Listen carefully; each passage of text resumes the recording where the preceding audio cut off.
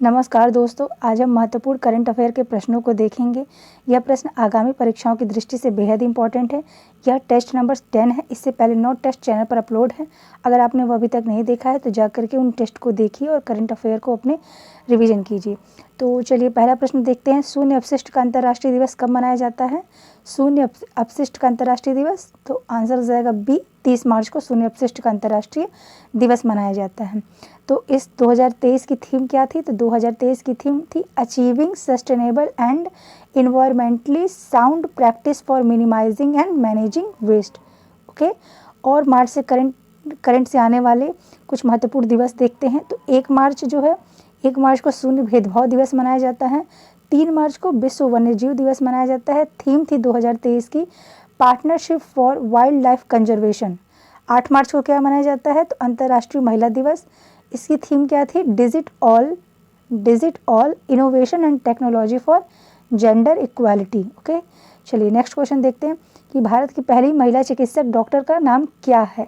तो पहली महिला चिकित्सक डॉक्टर हैं तो इनका नाम है आनंदी गोपाल जोशी। हाल ही में इनकी 158वीं जयंती मनाई गई 31 मार्च को, इसलिए ये फैक्ट पूछा जा सकता है। तो आनंदी गोपाल जोशी पहली भारतीय महिला चिकित्सक थी। 31 मार्च को इनकी 158वीं जयंती मनाई गई। कुछ जयंती से रिलेटेड क्वेश्चन और भी देख लेते हैं जो कि करंट का पार्ट होते हैं। तो स्वामी विवेकानंद जयंती 12 जनवरी को, ये जीके के रूप में भी पूछे जाते हैं। स्वामी विवेकानंद जयंती जो है 12 जनवरी को मनाया जाता है राष्ट्रीय युवा दिवस के रूप में। सरदार वल्लभ भाई पटेल की जयंती 31 अक्टूबर को पड़ती है। इस दिन राष्ट्रीय एकता दिवस के रूप में इसे मनाया जाता है। सरोजनी नायडू 13 फरवरी और राष्ट्रीय महिला दिवस के रूप में मनाया जाता है। एपीजे अब्दुल कलाम की जयंती 15 अक्टूबर को पड़ती है और ये विश्व विद्यार्थी दिवस के रूप में मनाया जाता है। चलिए इतनी बातें याद रखिए। नासा के नेक्स्ट क्वेश्चन है, नासा के नव स्थापित मून टू मार्स प्रोग्राम के पहले प्रमुख के रूप में किसे नियुक्त किया गया है?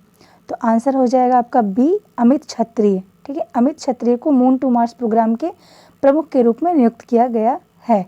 और एसी चरानिया जो है वो नासा के नए चीफ टेक्नोलॉजिस्ट बने हैं। ये भी हाल ही में बने हैं। करंट का क्वेश्चन है।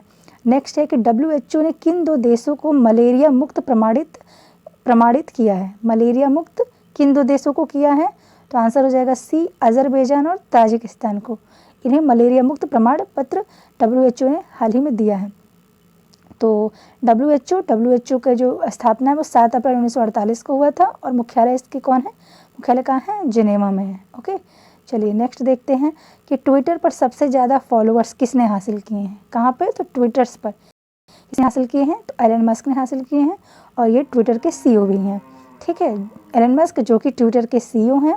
और यूट्यूब के CEO कौन है? तो नील मोहन हाल ही में बनाए गए हैं। और गूगल के सुंदर पिचाई हैं। चलिए नेक्स्ट देखते हैं कि वित्तीय सलाहकार सेवा फर्म ऑर्टन कैपिटल के द्वारा जारी पासपोर्ट इंडेक्स 2023 में भारत की रैंक क्या है? कौन सी कंपनी की द्वारा जारी हुई है? तो वित्तीय सलाहकार सेवा फर्म ऑर्टन कैपिटल के द्वारा जारी पासपोर्ट इंडेक्स में भारत की रैंक है C, 144th।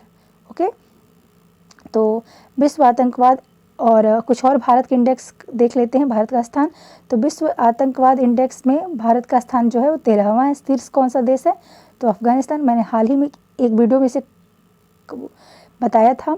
विश्व प्रसन्नता इंडेक्स जो कि हाल ही में जारी हुआ है उसमें भारत 126वां है और शीर्ष पे कौन है? तो फिनलैंड है। ओके, शीर्ष याद रखिए, भारत का स्थान याद रखिए। नेक्स्ट है कि किस मंत्रालय ने 30.53 हस्तशिल्प 30.53 लाख होंगे हस्तशिल्प कारीगरों को पहचान कार्ड जारी किए हैं?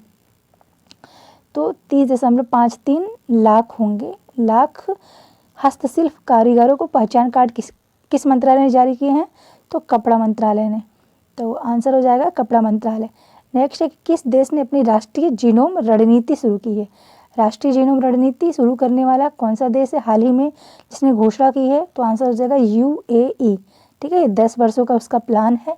उद्देश्य है 10 लाख जीनोम डाटा एकत्र करना।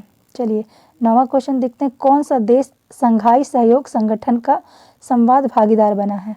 तो डायलॉग पार्टनर कौन बना है? SCO का। तो सऊदी अरब बना है और SCO की 2023 की अध्यक्षता जो है वो भारत कर रहा है, इसलिए इम्पोर्टेंट हो जाता है। तो एससीओ की स्थापना 1996 को हुई थी। मुख्यालय इसका बीजिंग में है और 2023 में अध्यक्षता जो है वो भारत कर रहा है। नेक्स्ट क्वेश्चन है कि विश्व बैंक के निर्विरोध अध्यक्ष कौन चुने गए हैं? किसके? तो विश्व बैंक के निर्विरोध अध्यक्ष कौन चुने गए हैं? तो अजय बंगा चुने गए हैं। यह डेविड मलपास का स्थान लेंगे। ठीक है, तो विश्व बैंक के अजय बंगा जो है वो भारतीय अमेरिकी नागरिक हैं।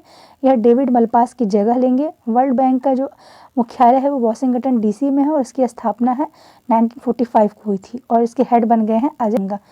तो आज के लिए बस इतना ही। पढ़ते रहें। अगर वीडियो अच्छी लगी हो तो वीडियो को एक लाइक अवश्य करें और मेरे चैनल को सब्सक्राइब करें। Thanks for watching.